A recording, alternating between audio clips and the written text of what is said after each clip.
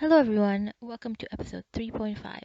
3.5 you ask? Well yes, this episode is kind of like a recap episode, where people who don't want to see me creating the characters one by one can still see a recap of the finished products of all my characters.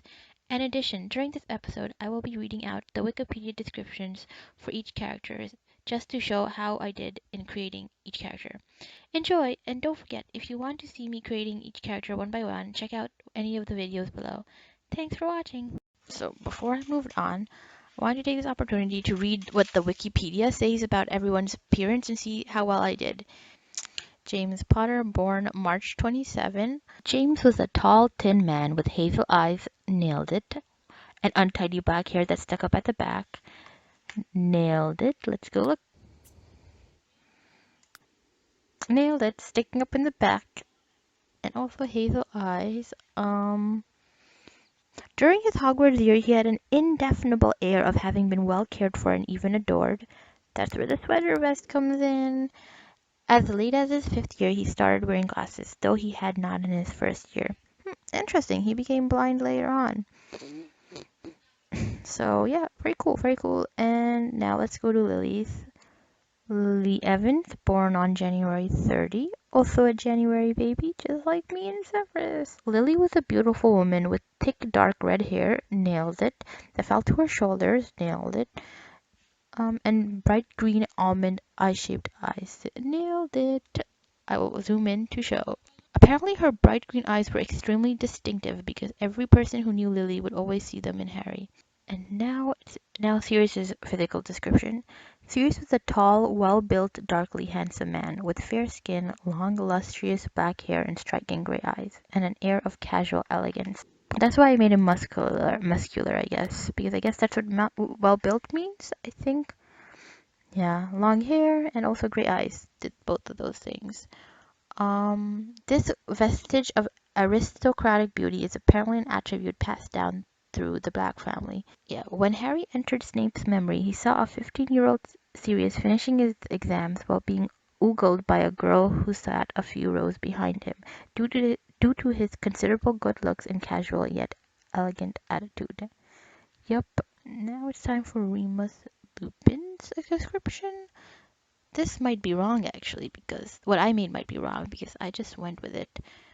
I went with what I see Remus as. So according to this, Remus's physical description. Remus is described as having a pale face with premature lines. Aw, that's what I went when I said I wanted to have aging details. And light brown hair. Oh well, I didn't really do that. Feel like it's, I don't know. But I like this, so I'm not gonna change it. And with each book his hair becomes more gray.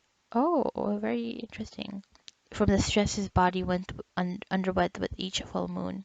His clothing is consistently shabby and patched, presumably because of his inability to find a decently paid job due to his status as a werewolf. Aw. In 1993 he sported a thin mustache, so he is into facial hair, unlike the rest of them. And from 1995 until his death he sports more of a rough beard. See? Yes, that's why. He has scars cutting across from his face. Ah, and given Remus's comments on werewolf-inflicted injuries being cursed wounds that are unlikely to heal, it is possible he bears more scars from his self-inflicted injuries during his transformation. Aw. See, Remus is so sad. His life is so sad. In death, however, his hair was thicker and darker. Remus, so sad. Peter Pettigrew. Oh, Peter Pettigrew's a wiki I actually already read, but I'll read it for everybody else. Pettigrew was an extremely short man, no taller than Harry when he was 13 or Hermione when she was 14, with grubby skin, small watery eyes, and a pointed nose, all of which were lingering attributes of his animagus rat form. He even spoke in a squeaky voice, that is another lingering attribute of his rat form. In his youth his hair was mousy round, but by his mid-thirties it had thinned, lost a lot of color, and acquired a large bald patch. That's what I was thinking when I made his hair like a little bit less than usual. And now Snape's description. Our favorite character. Huh, I just realized. Severus's birthday is January 9 and Peter's birthday is September 9. Out of 9. J.K. Rowling said that the reason why Snape is so poorly groomed is because he most likely valued other qualities within himself. Aww, I agree, Snape. I agree. That's why I was always more excited about the personality than choosing the personality than the looks. Anyway, here's the description of Severus Snape. Severus Snape was a thin man with sallow skin, a large hooked nose, and yellow uneven teeth. Well, we can't choose teeth in this, so I guess not.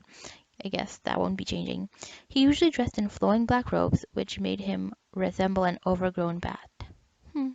Pretty good. He had shoulder-length, greasy black hair which framed his face in curtains, curling lips, and dark, penetrating eyes that resembled tunnels. Does this resemble tunnels? I don't know. The younger Snape had a stringy, pallid look. I have no idea what pallid means. Being round-shouldered yet angular, with a twitchy walk that recalled a spider, as well as a long, oily hair that jumped around his face. Snape was shorter than Sirius. Well, there you have it, guys. The Marauders. We're finally done, and now it's time to accept and move to the family portrait. Well, not the family portrait, but the household's portrait. So, like I said before, I'm gonna be making the house really big. It's gonna be dormitory like. I'm gonna be putting all of them. Ah, Snape sitting down here.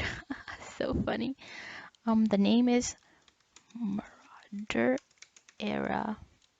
Thanks for watching this recap episode. Join us next time when our favorite Marauders finally move into their house. Don't forget to subscribe and like the video. Thanks for watching and see you soon.